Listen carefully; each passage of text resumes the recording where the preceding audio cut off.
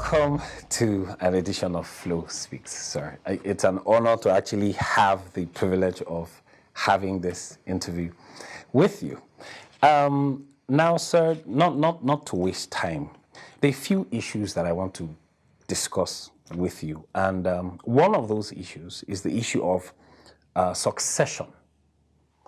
It seems today that most of our leaders in church are not really conscious of raising the next generation. It's almost as though they remain in leadership till they die. Then the church has to figure out someone who would, naturally take up that position. Do you think there's any particular reason why, being a pastor yourself, do you think there's any particular reason why it seems to be a pattern in church?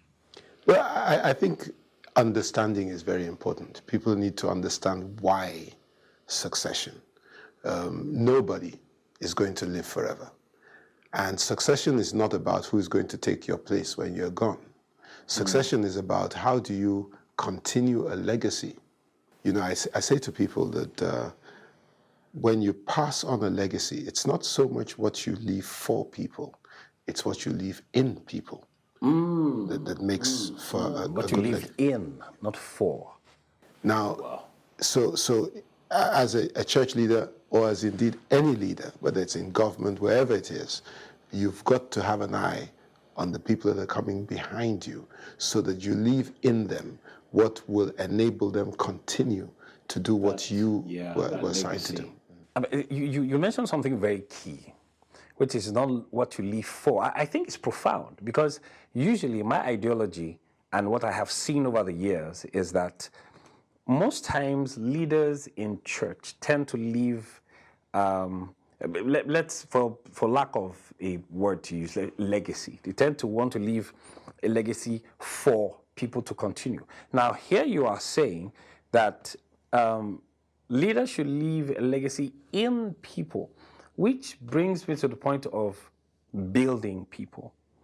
It seems we have more built structures than built people. Is there any, my ideology is that when the people come to church, they come to church to get empowered. I remember Apostle Paul saying, do not forsake the assembly of the brethren.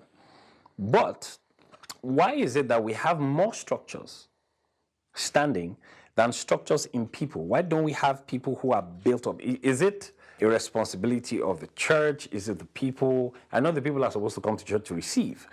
But when the church is being built and we have more branches, but we have less effective Christians, is there any particular reason why? Let me answer that question by saying this. How big was Jesus' congregation? Some people might say he had 5,000 because he fed 5,000. 5,000 people. His congregation was 12 strong. Those were the people he met every day. Those were the people he poured himself into. They, in turn, now poured their lives into the 70, and so on and so forth. So there's a ripple effect. The crowd came, they benefited from his ministry, but it was the 12 that he concentrated. Even amongst the 12, the 3 had so even amongst the 12, he broke it down to 3. What was the difference between the information the 12 had and the 3? The 3 were allowed into a much more intimate relationship with him. When he was going up to the Mount of Transfiguration, he took the 3. John could lay on his bosom and so on. So the 3 just, by probably their choice, had a more intimate relationship with him. They were closer to him. So ultimately, succession is not about the crowds. It's about the people that you've identified are equipped and have the capacity to be able to take what you have and then do something bigger than you've been able to do.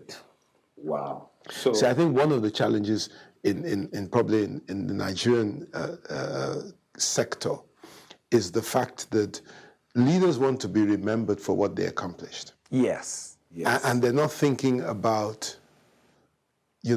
making it possible for their followers to accomplish more than they accomplished. Yes. And very true, sir, because there seems to be a trend of, you hear some leaders say, my man of God, my pastor, he was able to achieve this, so that's my benchmark.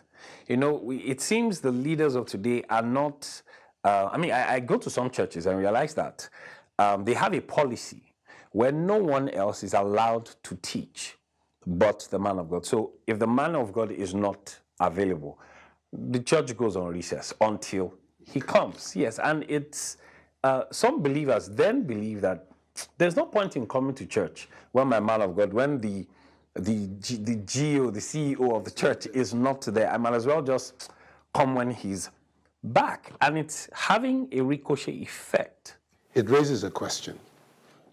God has given gifts to men, apostles, prophets, evangelists, pastors, and teachers. He's put these gifts inside the congregation. Now, how does a person who is gifted express that gift if he has no opportunity? And that's what happens when the GO just does everything. He's depriving the people of the opportunity to exercise the gift that God has given to them. And so they don't even begin to know whether whether they have the capacity to. So it's an issue of a Moses and a Joshua and Elijah and Elisha. Wow. And I believe this, that everybody, whether you're playing the keyboard, whether you're the head usher, you should be looking to train the people that will come after you in what you have. Good. Now that brings me to, when you say training whilst, because I remember there was something you said when we were having a discussion that hit me. And you said you are giving room for leaders you are building leaders whilst you are still there, and you want to see them function in that office, because some leaders believe, train them so that when I'm gone, they can take over. But how well would they lead if you can't supervise and tell to say, you know what, I think you might be able to do it this way or do it this way. So for you, how are you able to consciously, because I know that power, the capacity to be able to speak to thousands of people, how are you able to restrain that quest for, control and, give others who are coming up the privilege? I think first and foremost, if Jesus is indeed your Lord and your Master, when you look at Jesus, it said he humbled himself and made himself of no reputation. I think that's the first thing. If Jesus is the one that is controlling you, then you don't have any need to try and control people. Okay. And my aspiration is to see the appointment of my successor in my lifetime so that I am available to help with the transition. There's always going to be a transition. The transition process, yes. Wow. We will be back, sir. This is mind-blowing, totally mind-blowing.